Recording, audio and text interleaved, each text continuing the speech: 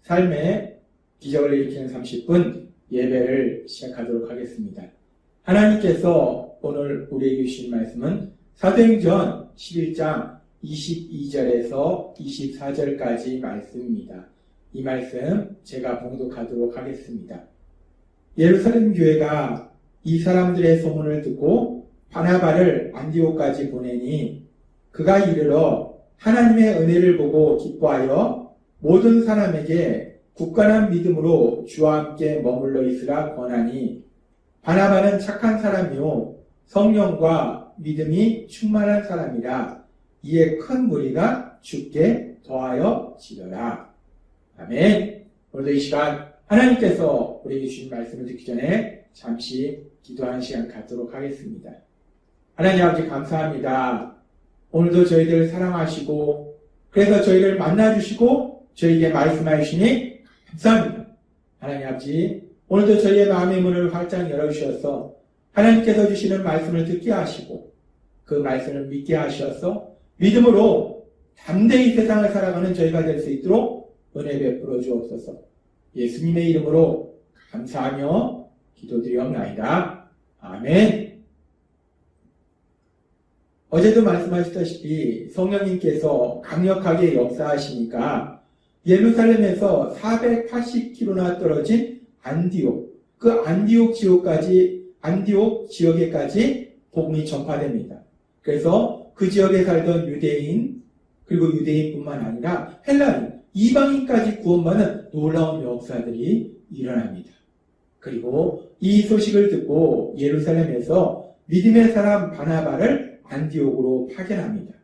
그래서 그 바나바가 이제 안디옥에 가서 그 안디옥 지역의 이방인들이 구원받은 그 놀라운 모습들을 보고 그러면서 사도행전 11장 24절은 이렇게 말씀합니다. 바나바가 그렇게 구원받은 소식을 기뻐하면서 24절은 바나바는 착한 사람이요 성령과 믿음이 충만한 사람이라 이에 큰 무리가 주께 더하여지더라 라고 말씀합니다. 바나바가 안디옥 지역에 가봤더니 복음이 전파돼서 많은 사람들이 예수님을 믿고 있는 거예요. 그 모습을 보니까 너무 기쁜 겁니다.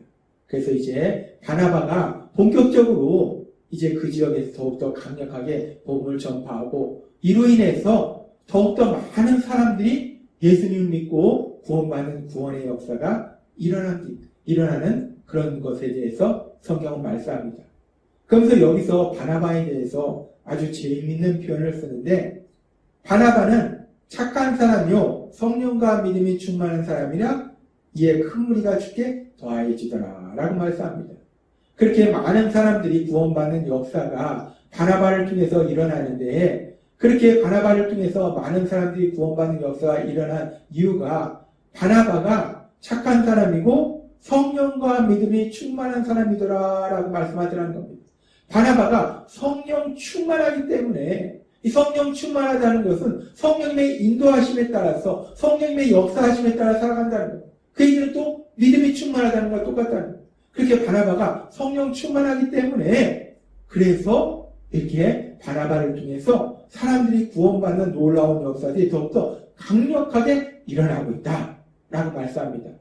그래서 이 말씀에서 우리가 조금 더 깊게 살펴볼 말씀이 지금 바나바는 성령 충만한 사람인데 단순히 성령 충만하고 믿음이 충만하다라고 표현하지 않고 여기에 바나바는 착한 사람이요 성령과 믿음이 충만한 사람이라 라고 말씀합니다. 성령과 믿음이 충만한 사람인데 바나바는 또한 착한 사람이더라 라고 말씀해요. 바나바가 착한 사람이었다는 거예요. 오늘 하나님께서 이 부분에 대해서 우리에게 좀 더 깊게 말씀해 주십니다. 바나바가 착한 사람이다. 바나바는 하나님이 보실 때 착한 사람이라는 거예요. 그렇다면 하나님이 보실 때 착한 사람이란 어떤 사람을 의미할까? 세상에서도 세상 사람들이 보는 착한 사람이 있어요. 이 세상 사람이 생각하는 착한 사람과 하나님 말씀하신 착한 사람은 어떤 차이가 있는 것일까? 바나바가 착한 사람이라고 말씀하실 때 하나님이 말씀하는 착한 사람, 하나님이 말씀하는 착한 사람이 어떤 사람이 착한 사람인지 하나님께서 오늘 우리에게 말씀해 주십니다. 우리가 사도행전 4장에 보면은 이제 베드로 사도가 성전 문 앞에 있던 남에서부터 걷지 못하던 사람을 치료하는, 예수의 이름으로 치료하는 놀라운 기적을 행하고 그 일 이후에 사람들이 모여서 그들에게 복음을 전파하고, 그래서 이제 더 많은 사람들이 예수님 믿는 구원의 놀라운 역사가 일어납니다. 그리고 그렇게 많은 사람들이 예수님 믿는 구원의 역사가 일어나서 많은 사람들이 예수님을 믿을 때 그들이 예수님께서 주신 계명처럼 서로 사랑하는 그런 아름다운 삶을 살고 있는 것을 성경은 말씀합니다. 그러면서 그 사랑의 삶이 단순히 감정의 차원이 아니라 구체적인 사랑의 삶임을 성경은 말씀하는데, 사도행전 4장 32절은 이렇게 말씀합니다. 믿는 무리가 한 마음과 한 뜻이 되어 모든 물건을 서로 통용하고 자기 재물을 조금이라도 자기 것이라 하는 이가 하나도 없더라 라고 말씀합니다. 그렇게 예수님을 믿는 많은 사람들 중에 어떤 사람은 물질적으로 여유가 있었을 것이고 어떤 사람은 물질적으로 너무 힘든 사람들이 있다는 거예요.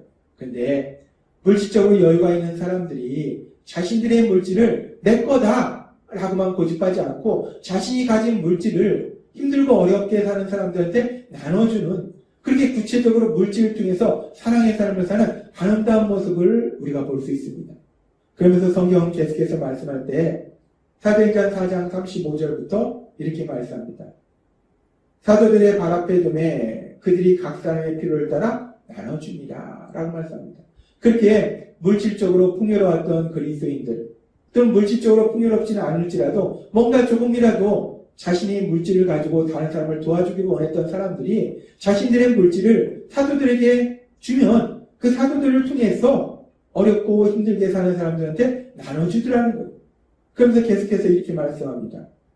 구브로에서 난 레이족 사람이 있으니 이름은 요셉이라. 사도들이 일컬어 바나바라, 번역하면 위로의 아들이라 하니. 여기서 바나바에 대해서 성경은 처음으로 말씀합니다. 바나바라는 사람이 있었다는 거예요. 그 바나바라는 사람이 있었는데 4장 37절은 이렇게 말씀합니다. 그가 밭이 있음에 팔아 그 값을 가지고 사도들의 발 앞에 두니라 라고 말씀합니다. 많은 사람들이 자신들이 가진 물질을 사도들한테 드려서 사도들을 통해서 교회가 힘들고 어려운 사람들에게 그 물질을 나눠주도록 했는데, 그런 사람 중에 바나바도 자신이 가지고 있던 자신의 밭을 팔아서 그 밭을 판 그 비용을 사도에게 드려서 교회에 헌금으로 드려서 그 물질을 통해서 힘들고 어렵게 사는 사람들을 도와주도록 하더라는 겁니다. 오늘 사도행전 4장의 말씀을 통해서 바나바라는 사람이 어떤 사람인가? 바나바라는 사람이 예수님을 믿음으로 이제 예수님의 말씀대로 사랑하는 삶을 사는데, 단순히 그 사랑의 감정의 차원이 아니라 구체적으로 자신의 물질을 통해서 힘들고 어렵게 사는 사람들을 도와주는 그런 사랑의 삶을 살고 있는 바나바의 모습을 우리가 볼 수 있어요.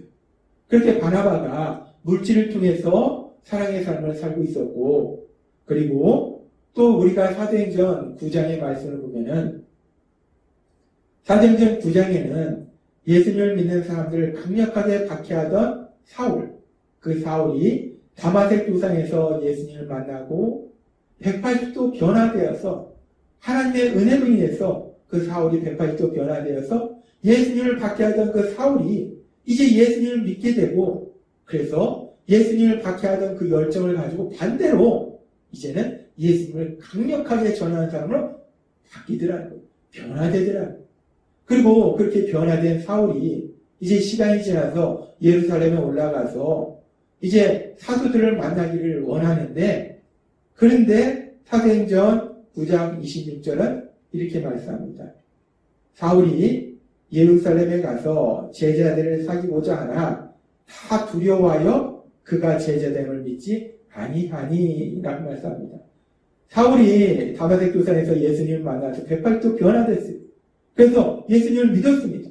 이제 예수님을 강력하게 전파하는 사람이 됐어요. 그럼에도 불구하고 예루살렘에 있던 제자들, 특별히 사도들이 이 사울이라는 사람이 얼마나 강력하게 예수님 믿는 사람들을 박해하던 사람인 것을 너무나 잘 알고 있었기 때문에 그 사람이 그럴 리는 없어. 그 사람이 예수님을 믿다니 도저히 있을 수 없는 일이야. 그래서 사도들이 이 사울을 만나려고 하지 않습니다. 그렇게 사울은 이제 예수님을 믿음으로 인해서 사도들을 만나고 싶은데 사도들이 사울을 믿지를 못하는 거예요. 사울이 예수님을 믿는다는 것을 사도들이 믿지를 못하는 거예요. 그래서 만나지는 않는 겁니다. 이런 상황 속에서 사도행전 9장 27절은 이렇게 말씀합니다. 바나바가 데리고 사도들에게 가서 그가 길에서 어떻게 주를 보았는지와 주께서 그에게 말씀하신 일과 다마섹에서 그가 어떻게 예수의 이름으로 담대히 말하였는지를 전하니라 라고 말씀합니다. 사도들은 이 사울이라는 사람을 절대로 만나려고 하지 않는데 믿음의 사람 바나바, 이 바나바가 나섭니다. 그래서 바나바가 사울을 데리고 사도들에게 갑니다. 그래서 바나바가 직접 얘기해줘요. 이 사람이 옛날에는 예수님을 믿는 사람을 박해하던 사람이었지만 이 사람이 다마섹 도상에서 어떻게 예수님을 만났고 그래서 어떻게 변화됐고 지금 어떻게 살고 있고 이 사람이야말로 정말 예수님을 믿는 사람이 맞다. 이제 예수님을 전하는 사람이 맞다. 라고 바나바가 사울을 도와줍니다. 그래서 이 사울이 이 사도들을 만나는 그런 역사가 일어납니다. 이 말씀을 보면은 이 바나바라는 사람에 대해서 우리가 또 알 수 있어요. 우리가 사도행전 4장에서는 바나바가 자신이 가진 물질을 통해서 힘들고 어려운 사람들을 도와주는 것을 볼 수 있는데 사도행전 9장에서는 바나바가 자신이 할 수 있는 또 다른 방법으로 힘든 상황에 처한 그 믿음의 사람 사울, 그 사울을 도와주는 것을 볼 수 있어요. 바나바가 그냥 외면할 수 있었어요. 근데 바나바가 그 힘들고 어려운 상황에 처한 그 믿음의 사람 사울을 도와주더라는 겁니다.